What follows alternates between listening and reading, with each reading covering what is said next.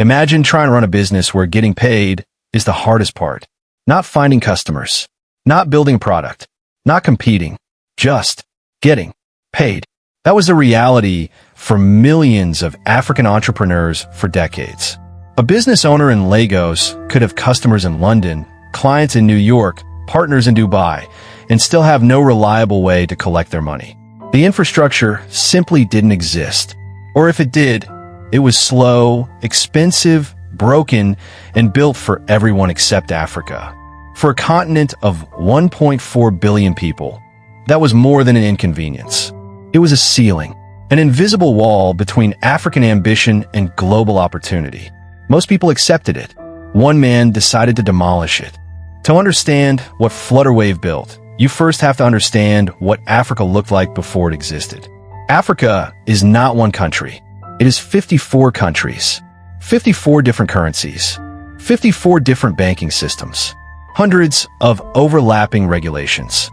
A business in Kenya couldn't easily pay a supplier in Ghana.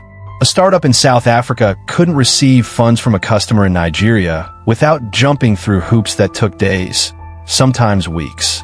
Cross-border payments were a nightmare of hidden fees, failed transactions, and bureaucratic delays that drained both time and money. And international payments? Even worse. Global payment platforms that worked seamlessly in Europe and America often didn't support African countries at all. PayPal was unavailable or severely restricted across much of the continent. Stripe didn't operate in most of Africa.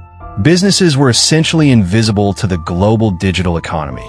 Not because they weren't capable, but because the pipes that carry money around the world simply didn't run through their cities. Benga Agbola didn't come from wealth, but he understood money in a way most people didn't. Born in Nigeria, he moved through some of the world's most elite financial institutions. He worked at Google. He worked at PayPal. He worked at Standard Bank. He saw, from the inside, how payment systems were built. And more importantly, he saw exactly where Africa was being left out. At PayPal, he watched the company expand into dozens of markets. Africa wasn't a priority. At Standard Bank, he saw the friction, the failed transactions, the revenue lost to inefficiency. But where others saw dysfunction, Agbola saw a blueprint. He wasn't just identifying a problem. He was reverse engineering a solution. And by 2016, he was ready to build it himself. With co-founders Ionaliwa Aboyeji and Adelik Adekoya, Agbola launched Flutterwave with a singular, almost audacious mission. Make it as easy to send money across Africa as it is to send a text message. The early days were brutal. Flutterwave launched at a time when trust in African fintech was almost non-existent. Investors were skeptical. Banks were cautious. Businesses had been burned before by platforms that overpromised and underdelivered. The team had to convince financial institutions, one by one, to integrate with a startup nobody had heard of. They had to navigate regulatory frameworks that varied wildly from country to country. And they had to build technology from scratch that could handle the sheer complexity of connecting dozens of African banking systems to each other and to the rest of the world. But slowly, one partnership at a time, it started working. Their first major breakthrough came when they partnered with major Nigerian banks to facilitate seamless payments. Then came the partnership that changed everything. In 2019, Flutterwave partnered with Visa to launch Get Barter, a product that allowed anyone on the continent to hold a virtual dollar card and transact globally. For millions of Africans, it was the first time they could buy on Amazon, subscribe to Netflix, pay for international software tools. The wall was coming down. Once Flutterwave cracked the code, the growth was extraordinary. By 2020, the company was processing over 140 million transactions. By the time their Series C funding round closed in 2021, that number had soared past 200 million. The investors took notice. Tiger Global, Avenir Growth Capital, Ecombinator, Franklin Templeton. These are not small, speculative bets. These were some of the most respected names in global venture capital, betting hundreds of millions of dollars on a company built in Africa, for Africa. In March 2021, Flutterwave raised $170 million in a single funding round. pushing its valuation to over $1 billion. Just like that, Flutterwave became a unicorn, one of the first African tech startups to ever reach that milestone. The headlines were global. The message was clear. Africa's tech sector had arrived, and Flutterwave wasn't stopping. The company expanded its footprint across 34 countries on the continent. It launched Flutterwave Store, a product that lets small businesses sell online without needing a website. It integrated with mobile money platforms like M-Pesa in East Africa. Every product was pointed at the same goal: bring more of Africa into the formal, connected, digital economy. But success at this scale never comes clean. As Flutterwave grew, so did the scrutiny. In 2022, the company faced one of its most difficult public moments. Reports emerged of allegations around workplace misconduct and harassment within the company's leadership. The story spread fast across social media, across newsrooms, across the very investor community that had poured hundreds of millions into the business. Agboola and the company denied the allegations and stated their commitment to a safe workplace. But the reputational damage was real. Then came the regulatory storms.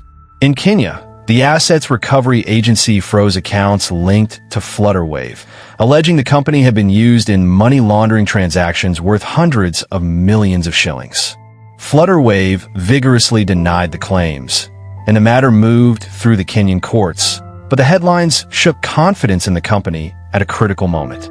Operating across 34 countries means facing 34 different regulators, and not all of them move at the speed of a Silicon Valley startup.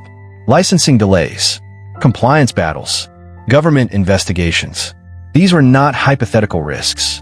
They were real, ongoing challenges that threatened to slow or even reverse everything Flutterwave had built. And the competition was intensifying. Paystack, acquired by Stripe in a landmark 2020 deal, was going after the same businesses. Chippercash, Momo, Opay. The African payment space was no longer a blue ocean. It was a battlefield. Despite everything, Flutterwave kept moving. Because the problem it set out to solve, the problem of a continent being excluded from the global financial system, hasn't gone away. If anything, it's become more urgent. Africa's population is exploding.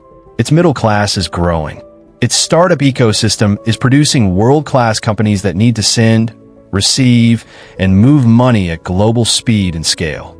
The infrastructure that Flutterwave has spent nearly a decade building is not a nice-to-have. It is essential. Whether Flutterwave ultimately becomes the dominant payment layer of an entire continent, or whether the controversies and competition reshape its path, one thing is already true. It proves something the world had doubted for a long time: that Africa could build a company worth $1 billion. That African engineers could build technology complex enough to connect 54 nations. That one man from Lagos, with a vision that once seemed laughable, could change the way money moves across an entire continent. The story of Flutterwave is still being written, but the first chapter, the one that mattered most, has already been told. Africa is open for business, and this time, the world can pay. Here on Empire Africa, this is exactly the kind of story we tell. The untold stories of African business, African wealth, and African ambition building a future the world is only beginning to understand.